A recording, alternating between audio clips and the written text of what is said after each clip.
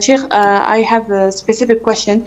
First, I met one friend who is an ex-Muslim, and I asked him the reason why he converted his religion. And he said to me that he was living with his parents in Saudi Arabia, and his father got executed because he changed his religion or converted it. And I asked him for a proof, and he really shocked me by showing me a hadith that was Ali radiallahu anhu. He burned some people because of them converting their religion. And in fact, it is Sahih Bukhari. And I wasn't able to answer anything. And I told him just to wait, to just, refer about this hadith. If there is anything that I can tell him about it and make a clarification for myself. First of all, Sarah, you have to be careful in what you ask in public, because you may earn all the sins that misconceptions may cause in people's heads because of your question. So you have to be careful in what you say in public. Is it going to benefit other Muslims or not? Maybe you're genuinely asking to know, but you don't know whether this would confuse others or not. Maybe you have a hidden agenda to cast doubts about Islam indirectly, pretending that it's an honest question. This is in Allah's hands. Nevertheless, I will answer you.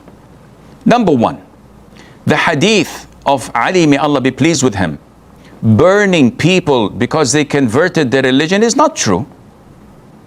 Ali, may Allah be pleased with him, fought with people who said to him that you are the creator of the heavens and the earth. You are our Lord that we worship.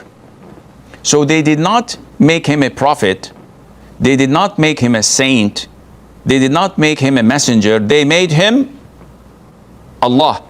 Ta'ala Allahu amma yaqulu zalimuna aluwan kabira. He tried to advise them to call them back to Islam. They said, no, you are our God. We worship you. So he ordered them to be burnt. His cousin, Ibn Abbas, may Allah be pleased with them all, said to him, the Prophet prohibited killing people by burning them, because no one tortures with fire except Allah the Almighty. This is the torment of Allah. But he had already executed them by doing this to make them an example to others, so that they won't do such a heinous, blasphemous act. So it was not changing the religion. Number two, the issue of execution in Islam is not to be dealt with individually. This is not a jungle where the survival of the fittest. When I see something wrong, I change it with my hand. If someone changes his religion, I kill him. If someone fornicates and he's married, I stone him to death. I will be a murderer. This is not to me to do.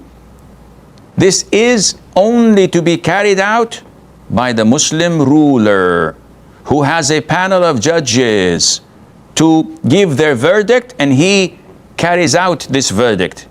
So it's a system, it's a sharia, not for individuals, but for the head of state. So if there is no head of state, if you're living in Europe, for example, can the Muslim community execute such prescribed punishments? The answer is no. This is not to them, even if they have a leader, even if they have an imam. This is something only to be carried out by the head of the state, the head of the country. Thirdly, according to Sharia law, the Prophet ﷺ said, whoever changes his religion, then his prescribed punishment is to be executed. Again, by whom? By Tom, Dick, or Harry? No. It's only by the head of state. And if there is no head of state, he's none of my business. I don't care whether he changes his religion or changes his gender. This is up to him. The one to implement Sharia is the head of state. So whoever changes his religion from Islam to another religion in a Muslim country, according to their laws and to their Sharia and to the Muslim court, a panel of judges sit with him, try to convey the message and how dangerous this is and what will happen to him. If he does not revert back to Islam, the Muslim ruler may execute him. And this is his call, and this is his decision. So, number 4, how is it possible for a Muslim like yourself to take a friend who was an ex-Muslim, someone who curses your religion, someone who's trying his level best to take you out of Islam with him, whether you are willing or not, I don't know, but I'm assuming that you're not. That's why you're calling me. How is it possible? If this person slandered your father, if she said, by the way, your father molested me, your father raped me, would you still be friend with her? If she curses your mom and says your mom is a prostitute, would you still be best friend with her? If she tells everybody that you had an affair with her brother and she shows them the proofs which she made up, would you still be friend with her? Of course not. Why? Because you honor yourself. You have dignity. But when it comes to your religion, someone curses your Lord or your Qur'an or your Prophet or your religion, and you say, I was shocked, so I thought of asking. This means that your Islam and your Iman is not certain. You don't have certainty. Because if you had, you would have definitely said, nope, I don't believe in this. If someone were to doubt you and say, which orphanage did your parents take you from? You said, no, I was born to my real parents. How do you know? Did you do your DNA test? No. So how do you know? You weren't there.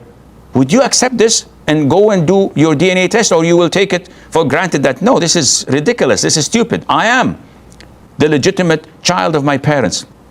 How is it that you're not willing to put up a fight blindly defending your religion when someone like that casts doubt in it? This shows that you are in great danger, Sarah. May Allah make things easy for you and for us.